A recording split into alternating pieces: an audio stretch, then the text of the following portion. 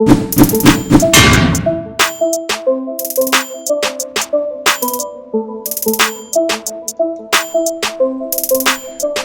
back. I'm Earl with Victory Leadership, and we are looking at Robert Greenleaf's the stewardship section of his servant leadership model. So this is the 8th out of 10 steps that were identified, and here we look at stewardship from the perspective of how we actually properly manage those things or those areas that were entrusted with us. So the proper management of someone else's resources. Now in this case, when we're looking at it from an organizational perspective, what are those things that we can do or that we should do that help the organization provide resources in an efficient manner. So essentially there is the element of treating resources as if they belong to someone else. And in a sense they do. Other than the personal items that we bring into the workplace. And a lot of those elements can even include how we choose to spend the time that the organization is compensating us for. So stewardship then dives deep into the management of those elements, and that's something that everybody can participate in especially leadership and especially the employees. It's permeates throughout the entire company. So as a leader, I definitely want to make sure that I'm managing my employees well so that they are optimized in accomplishing the organizational goals. And of course, I want them to do so in a happy, healthy, and productive manner. So I also care about them as individuals, and we'll look at those elements that contributes to their betterment in maintaining as much as possible.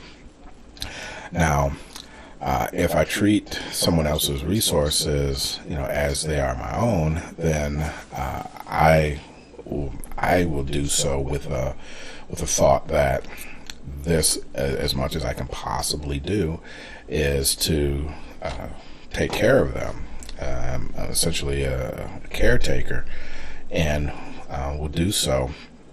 Now, stewardship, as I studied stewardship, Peter Block has a book on stewardship that is an excellent read that will give you a deeper dive into the concept of stewardship. But a lot of what I've studied gives me an impression that it is a continuance between agency and altruistic methodologies. Now, agency essentially is if I want to hire somebody to do something for me. So as I may hire a real estate agent to purchase a home, find a home and purchase it, go through that process. In that case, I have something that I'm looking for, and it's the agent's job to seek that out, to acquiesce to my desires.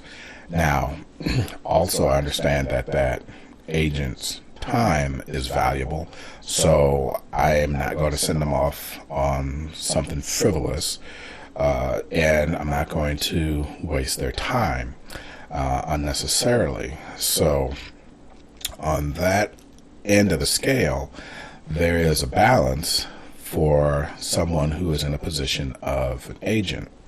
Now, when you go to the altruistic edge, at the far end of the scale, you have people who will sacrifice themselves for the good of others. Now, that in of itself is not necessarily a bad thing. There are times when that may very well be necessary, and there are people who may do that on a regular basis. They may be caregivers, and they give of themselves for the betterment of others. However, like earlier when I was mentioning in an earlier segment that when people give of themselves to the extreme, then they can reach a point where they have nothing else to give of themselves. Now, for caretakers, if they find renewal in that caretaking option, that caretaking endeavor, then their renewal is built into the sacrifice. So sacrifice and renewal is not always something that we necessarily see of others from our perspective, but how those people see those elements within themselves. And because we may not see that, it's important that we ask, that we communicate and engage to understand that when people operate at the altruistic scale, or even at the agency end of that scale, that we have a good understanding of where they're at and where they're in the process of sacrifice and renewal. Now, in between these agency and altruistic methods, I believe is where stewardship sits. That is where management, where at one end of the scale we may carry out the hopes, goals, dreams, and desires of those who have employed us to do so. And at the other end of the scale, we may have those who are self-sacrificing, and then they give, and they will do so to the extent that they are able to. And in the middle, we have to differentiate when do we become that self-sacrificing, serving type of individual, and at the other end, where do we kind of like draw the line and say, okay, I'll do this for you. However, I cannot sacrifice myself in the process. I always like to think of when traveling on a commercial airline, that there is the safety check. And when you're on a jet airliner that's going to be flying at several thousand feet, the cabin's pressurized, and in the event of a depressurization at that altitude, you can't breathe. There is not enough air for us to be able to take a breath. So the oxygen masks are designed to fall from the ceiling, and there is enough air for the plane to get down to an altitude where the air density is high enough that we can then breathe again. And one of the things that always stuck with me was that it said, put your oxygen mask on first before assisting others. And that has always stuck with me because in business, as in life, there are times when we have to make certain that we have ourselves situated properly. Not to the nth degree where we are frozen and we won't make any moves because we don't think we'll ever have enough resources, so therefore we stockpile them. Or to the other end where I got this here, you take it and I'll figure it out later. There is a point to where you have to put your oxygen mask on first, because the ability to help somebody else is diminished because we need you to carry out and think about yourself for a few seconds. In an organization, it could be somebody who is training. They want to go down a particular route.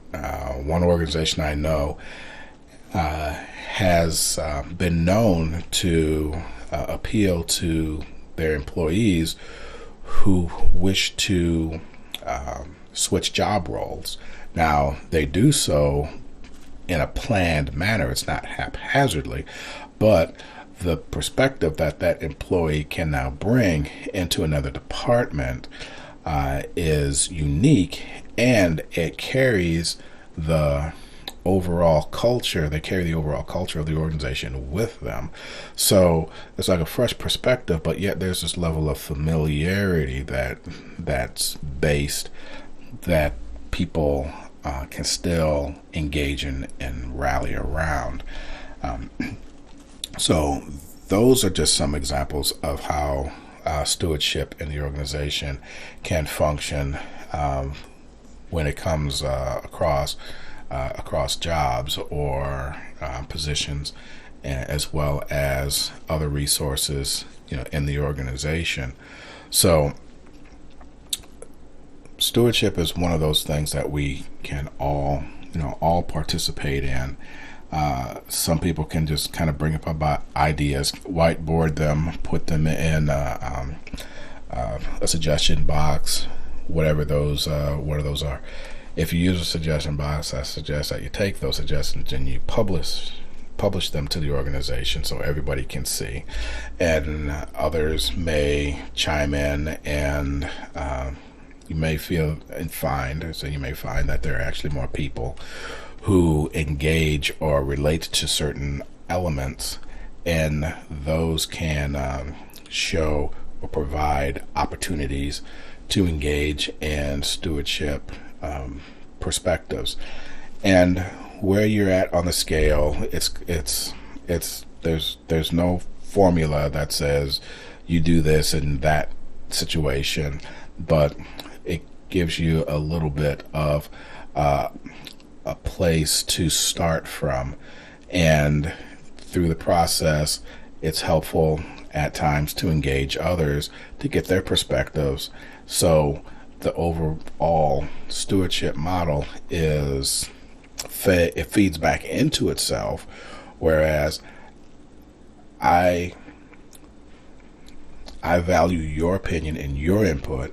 So as a good steward, I'm going to ask you this question, and then the opinion that I receive, that I will then move in a direction, and it may be the opinion of several others, it may be one, but however many that winds up being, it can contribute back towards how that stewardship of that information and what it's going to affect is taken into account and optimized, so that we are taking good care of not only those elements or those resources around us, but the value that the people bring. That's another element, that's another resource. It doesn't stop with just the desks and the tables and the company car or whatever that it may be, but we as individuals are also to be good stewards of how we interact with other individuals to optimize all of those elements to contribute towards a positive organizational drive and direction. So from stewardship, we will then move towards the next part of the model, which is the 9th step, that will look at commitment to the growth of others. To do so builds upon good stewardship.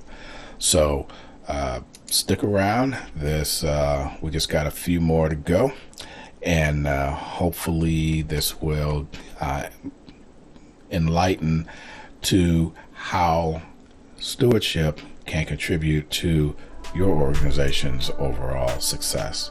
Until then, for the commitment and growth of others, I'll see you then.